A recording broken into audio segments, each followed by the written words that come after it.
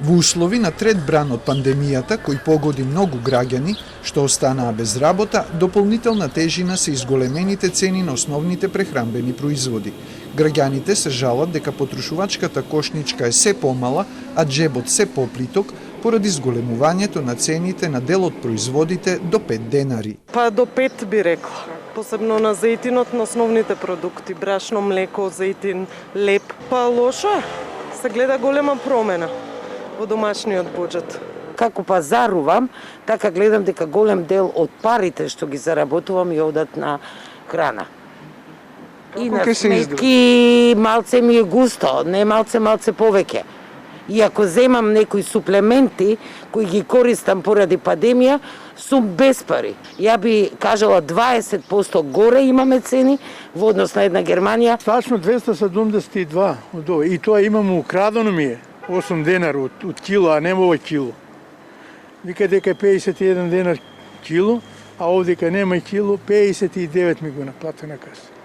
Треба некој да контролира. Посебно сега пред празници. Многу цените од нагоре.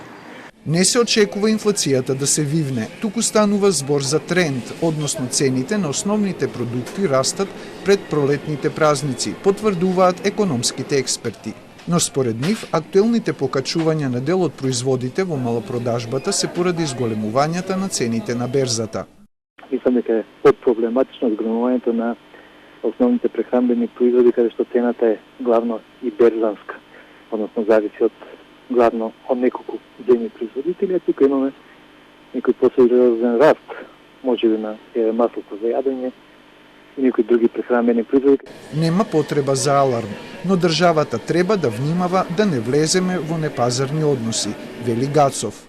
Тука е државата кој алатки механизми да го соправа тренд, односно да влие на негово сопирање преку зголемување на понудата.